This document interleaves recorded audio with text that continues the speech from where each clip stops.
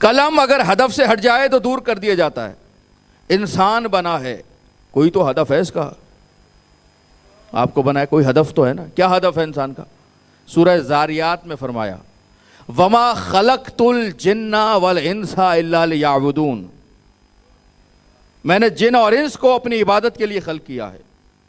ہدف کیا ہے خلقت کا؟ آپ کی خلقت کا ہدف کیا ہے؟ عبادت. آپ کی خلقت کا ہدف ہے عبادت. عبادت کریں گے تو قابل احترام ہیں, ہدف سے متصل ہیں. عبادت چھوڑ دی تو پھینکنے کے قابل ہیں, دور ہٹانے کے قابل ہیں, ساتھ نہیں رکھے جائیں گے, محترم نہیں رہیں گے, احترام ختم ہو جائے گا. پروردگار بار بار کہہ رہا ہے تمہیں عبادت کے لیے خلق کیا, تم عبادت کرو, عبادت کرو, عبادت کرو. اب بتا تو صحیح کیسے کریں؟ میری طرف توجہ رکھیے گا. تو حکم تو دے رہا ہے کہ عبادت کرو, عزت دار بننا ہے, ہدف پہ رہنا ہے تو عبادت کرو. تو مالک اب یہ بھی تو بتا کہ کیسے عبادت کریں, یہ عبادت کریں گے کیسے؟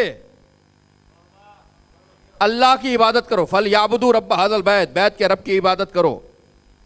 عبادت کے لیے معرفت کی ضرورت ہے.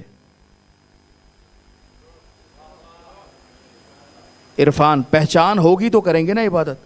پتہ ہی نہ ہوگا کہ کس کی کرنی ہے. جی میرے سارے سامعین, پہلے پتہ تو ہو کہ کس کی عبادت کرنی ہے. عبادت کو ضرورت ہے معرفت کی. معرفت ہوگی تو عبادت ہوگی.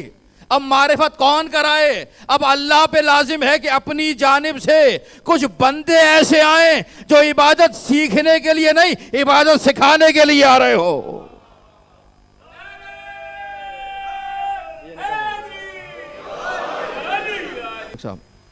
اب اس نے آدم علیہ السلام کو بھیجا, اس کی معرفت کراؤ. نوح علیہ السلام کو بھیجا, اللہ کی معرفت کراؤ. معرفت چاہیے ہمیں, آدم سے معرفت لی, نوح سے معرفت لی.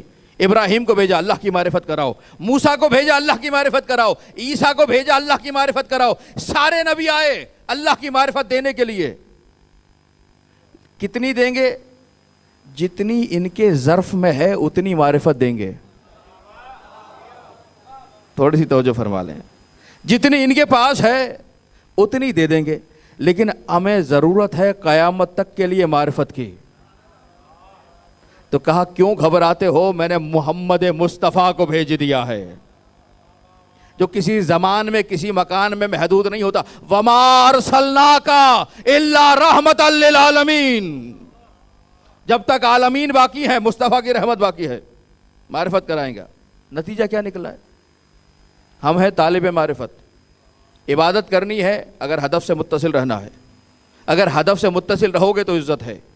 ہدف ہے عبادت, عبادت کو چاہیے معرفت, معرفت کو چاہیے کوئی معرفت کرانے والا.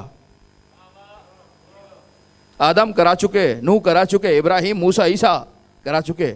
سب سے بڑا معرفت کرانے والا مصطفیٰ. ہمیں معرفت کی تلاش ہے. معرفت کی تلاش ہے تو مصطفیٰ کو تلاش کرو. کہاں ملیں گے مصطفیٰ؟ کہاں ملیں گے نبی؟ کہاں ملے گا یہ سب سے بڑا معرفت کرانے والا؟ نبی نے مسکرا کر کہا, اسی لیے کہا تھا انا مدینۃ العلم وعلی بابھا, اگر مجھ تک آنا ہے تو پہلے علی تک تو پہنچو. یا